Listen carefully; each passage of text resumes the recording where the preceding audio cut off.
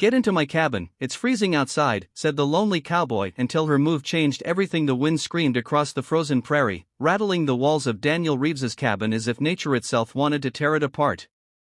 Snow fell endlessly, covering the land in a thick white silence that swallowed roads, fences, and memories alike. Inside the small wooden cabin, a fire crackled softly in the stone fireplace, casting warm orange light across rough timber walls. Daniel sat alone on a worn chair, his hat resting on the table beside a half-empty tin cup of coffee gone cold. Winter had a way of making a man think too much, and Daniel preferred not to think at all. Life had grown quiet since he left town years ago. No neighbors, no conversations, no questions about his past. Just the sound of wind, the rhythm of chores, and long nights that stretched endlessly. His horse slept in the stable outside, and beyond that lay miles of emptiness. Out here, loneliness felt safer than people. A sudden sound broke the silence. Knock. Daniel lifted his head slowly. The wind often played tricks, throwing branches against the cabin walls, but this felt different. A pause followed, then another weak knock, barely louder than the storm itself. Instinctively, his hand moved toward the rifle leaning against the wall. He stood carefully, boots creaking against wooden floors, and approached the door.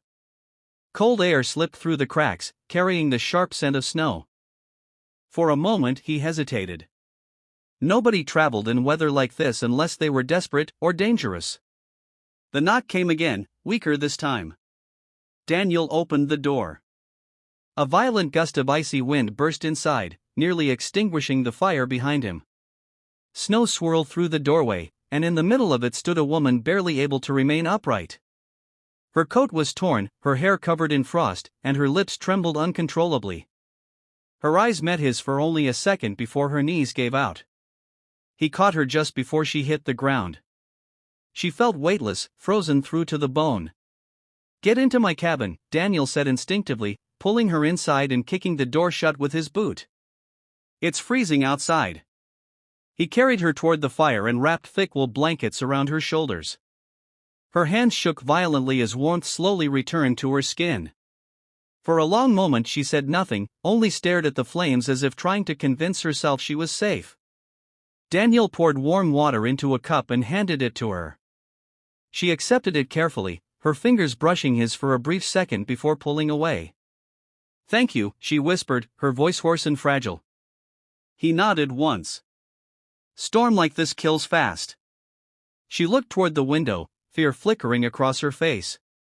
Not fear of the storm, but of something else. Something following her. "You alone out here?" she asked quietly. "Been that way a while," Daniel replied. Silence filled the cabin again, but it felt heavier now, shared between two strangers carrying unspoken stories. The fire popped loudly, sending sparks upward, and outside the wind continued its endless howl. After a while, she finally spoke again. "I didn't know where else to go." Daniel studied her carefully, the exhaustion in her eyes, the tension in her posture, the way she kept glancing at the door. "Well," he said calmly, adding another log to the fire, "you made it far enough." Outside, snow rapidly covered a set of fading footprints leading straight to his cabin, erasing all sign she had ever been there. But somewhere beyond the white horizon, unseen riders continued searching, unaware that the storm had already changed both their lives forever. Morning came slowly, the storm easing into a quiet snowfall that blanketed the prairie in pale silver light. Inside the cabin, warmth lingered from the fire Daniel had kept alive through the night. The woman slept near the hearth, wrapped tightly in blankets, her breathing finally steady after hours of shivering. Daniel sat by the window sharpening a hunting knife, his movements calm but his eyes alert. Years of living alone had trained him to notice everything, the sound of shifting wind, the rhythm of footsteps, the difference between silence and danger. When she stirred awake, confusion crossed her face before memory returned. She sat up quickly, pulling the blanket closer around her shoulders. For a moment, neither of them spoke. The cabin felt smaller in daylight, every detail exposed, the stacked firewood, worn saddle near the wall, a single photograph turned face down on the shelf. "You're safe," Daniel said without looking at her. "Storm's almost past." She nodded slowly, studying him as if trying to decide whether to trust the man who had saved her life. Up close, she noticed the lines on his face carved by years outdoors and something heavier, regret, maybe. He handed her a tin plate of warm beans and bread. "Eat," he said. "You'll need strength." She hesitated before taking it, hunger eventually winning over caution. The simple meal seemed to bring color back to her face. After a few bites, she spoke softly. "My name is Clara." Daniel nodded once. "Daniel." The introduction felt strange, almost formal, like two strangers forced into the same story. Outside, sunlight reflected sharply off the snow, making the world appear peaceful despite the storm's destruction. Clara's eyes kept drifting toward the windows. Every distant sound made her tense. Daniel noticed but didn't ask immediately. Out here, people revealed truths only when they were ready. Later, while checking the stable, Daniel found fresh snow piled high against the fence. The storm had erased most tracks, but near the tree line he noticed something troubling, faint impressions of horseshoes partially buried beneath new snow. Riders had passed recently, maybe even during the storm itself. His grip tightened around the fence post. When he returned inside, Clara was standing near the fireplace holding her coat, as if ready to leave despite the cold. "You shouldn't go yet," Daniel said. "Weather'll turn again." She swallowed nervously. "I can't stay long." "They'll keep looking." Daniel leaned against the wall. "Who's looking?" She hesitated, eyes lowering. "Men who think they own me." The words hung heavy in the air. Daniel said nothing, waiting. "I was supposed to live a certain life," she continued quietly. "A house, status, rules I didn't choose." Her voice trembled slightly. Leaving wasn't allowed. Daniel understood more than she realized. The West was full of people running from something, law, mistakes, or love turned cruel. Before he could respond, a distant sound echoed across the frozen valley. Hoofbeats. Both of them froze. Clara's face drained of color, fear rising instantly in her eyes. She stepped closer to the fire as if warmth could protect her. "They found me," she whispered. Daniel walked calmly to the door and opened it just enough to look outside. Far across the white plains, dark figures moved slowly against the horizon, 3 riders heading straight toward the cabin. He closed the door quietly and reached for his rifle. "Well," he said, checking the chamber with steady hands, "looks like your trouble just became mine." Clara stared at him, shocked. "You don't have to do this." Daniel placed the rifle near the door and met her gaze for the first time that morning. "Out here," he said evenly, "you don't leave someone to freeze, or to be hunted." Outside, the riders continued their approach, growing larger with every passing second, while inside the cabin the warmth of safety began to feel like the calm before a storm far more dangerous than winter itself. The riders reached the cabin before sunset, their horses snorting clouds of white breath into the freezing air. Snow crunched beneath heavy hooves as they spread out slowly, surrounding the small wooden home with practiced confidence. Inside, the warmth of the fire suddenly felt fragile, as if one strong gust could shatter it. Daniel stood near the window, watching their shadows move across the snow-covered ground, his rifle steady in his hands. Clara remained a few steps behind him, her breathing uneven, fear battling with something stronger growing inside her. A loud voice cut through the cold. "Cowboy," one of the men shouted. "We know she's in there. Send her out, and nobody gets hurt." Daniel didn't answer. He calmly checked his ammunition, every movement precise and unhurried. Years of solitude had sharpened his patience, and fear no longer controlled him the way it once had. Clara shook her head. "You don't understand," she whispered urgently. "They won't stop. Even if you fight them, more will come." Daniel glanced at her. "Maybe," he said quietly. "But tonight they deal with me." A gunshot suddenly cracked through the air, splintering wood near the door. Dust and fragments scattered across the floor. Clara flinched, covering her ears as another shot followed, striking the cabin wall. "They're not waiting," she said, panic rising. Daniel moved toward the window and fired once. Outside, a rider's hat flew off as the bullet struck the snow beside him, forcing the men to retreat behind trees and their horses. Silence followed for a brief moment, broken only by the wind and the nervous shifting of animals outside. The leader's voice returned, colder now. Last chance, Cowboy. She belongs to someone powerful. Don't die for a stranger. Clara's expression hardened at those words. Something inside her changed. The fear that had followed her across miles of wilderness slowly gave way to anger. I'm not property, she whispered, almost to herself. Daniel noticed the shift but kept his focus outside. Another bullet struck the cabin, closer this time. The attackers were growing impatient. Before Daniel could react, Clara stepped forward and picked up the spare revolver resting on the table. Her hands trembled at first, but her grip tightened as determination replaced hesitation.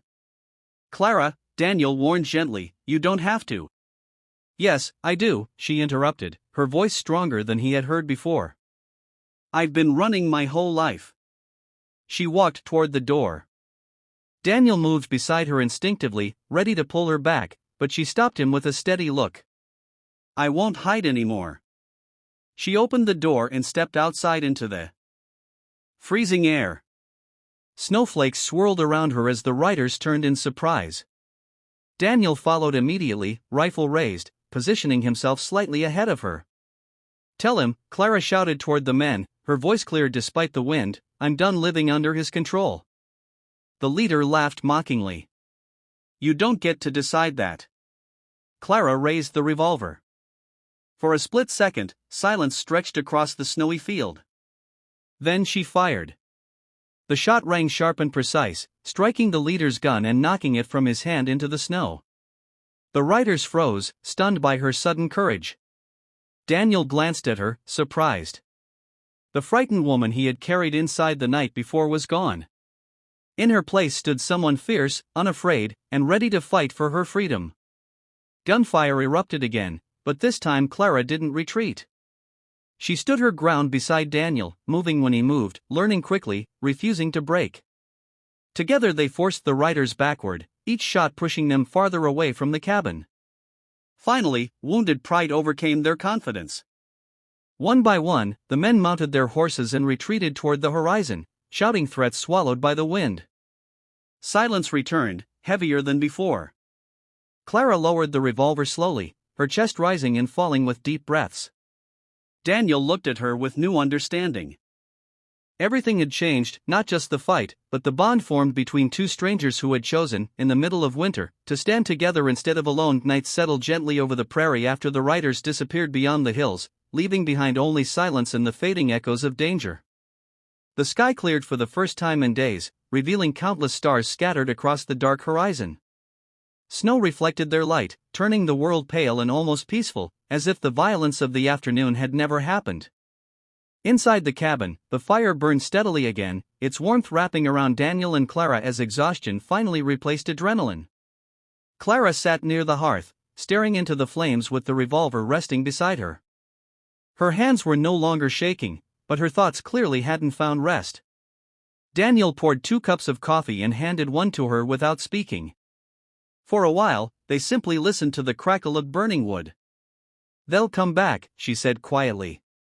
Daniel nodded. Men like that always do. She held the cup tightly between her palms. My husband won't forgive this. Losing control, losing me. Her voice softened. He built his life on power. I was just part of it. Daniel leaned against the wall, studying her carefully. Then leaving was the bravest thing you could have done. She gave a faint, tired smile. I didn't feel brave. I felt trapped. After a pause, she added, until today. The words hung in the air. Outside, the wind had calmed, replaced by a stillness Daniel hadn't felt in years. He realized the cabin no longer felt like a hiding place. Somehow, it felt alive again. For a long time, Daniel said slowly, I thought staying alone made things simpler. No trouble. No attachments. He stared into the fire. Turns out loneliness just makes the days quieter, not better. Clara looked at him, noticing the honesty behind his calm voice. What made you come out here? He hesitated before answering. Lost people I cared about. Figured distance would bury the memories. He shrugged lightly. Didn't work. Silence followed, but it was no longer uncomfortable. It felt shared, understood. Clara stood and walked toward the window.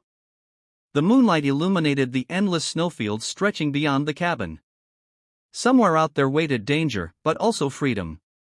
She turned back toward Daniel. I don't want to keep running, she said. But I don't know where to go. Daniel considered the question carefully.